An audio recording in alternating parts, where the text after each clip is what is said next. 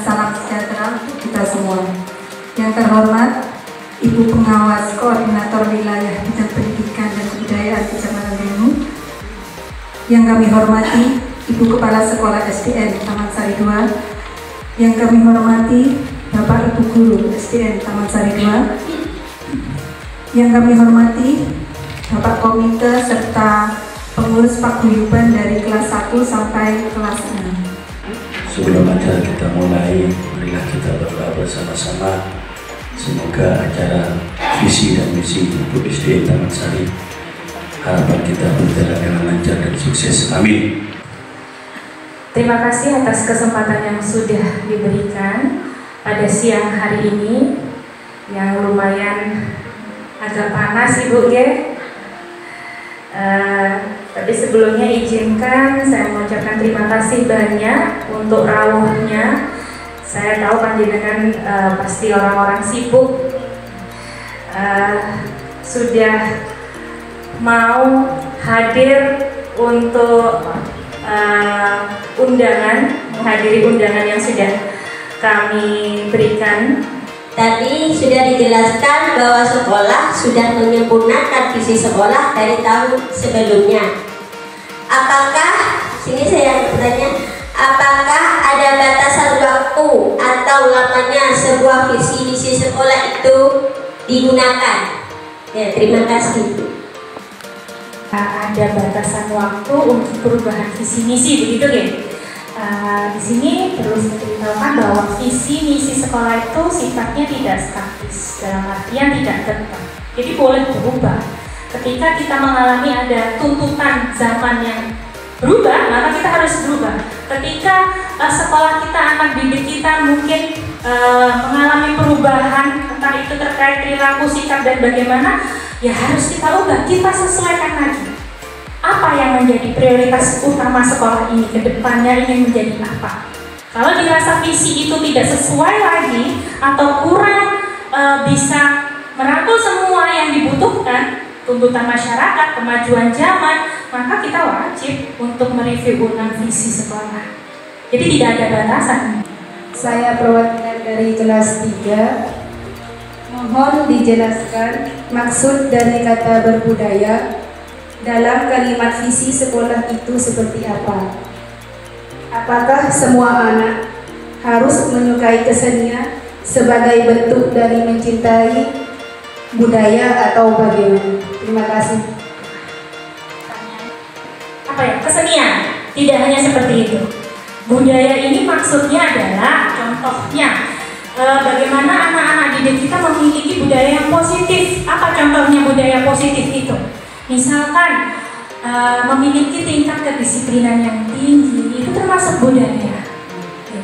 Kemudian budaya gotong royong, terus sopan santunnya itu juga budaya, bagian dari budaya.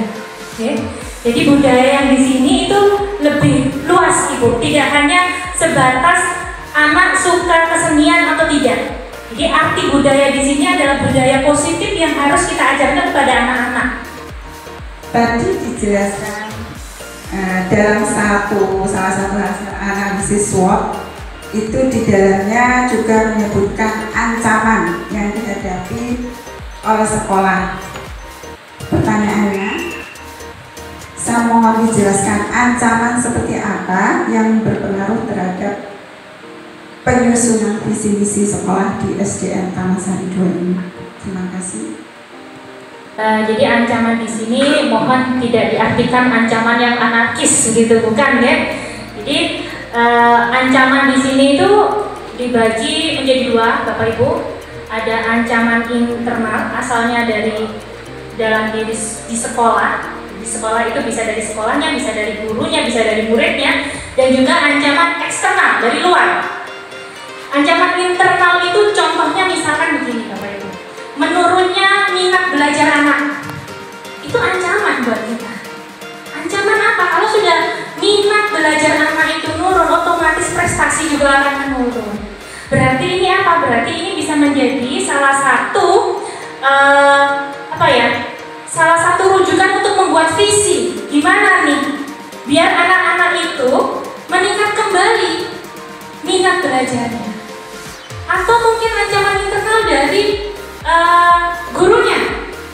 Wah, gurunya ternyata ini makin maju teknologi, masih banyak guru yang gaptek. Nah, ini juga ancaman Bapak Ibu.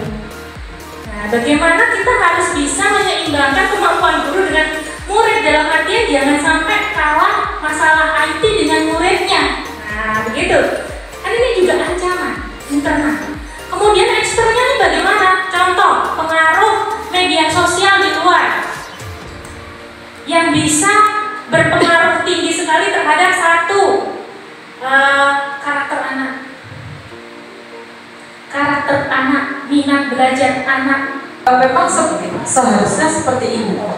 Jadi setiap akhir tahun pelajaran hampir Bapak atau Ibu Kepala Sekolah memaparkan bagaimana visi-visi supaya ini menjadi bahan evaluasi untuk tahun pelajaran yang baru, Pak.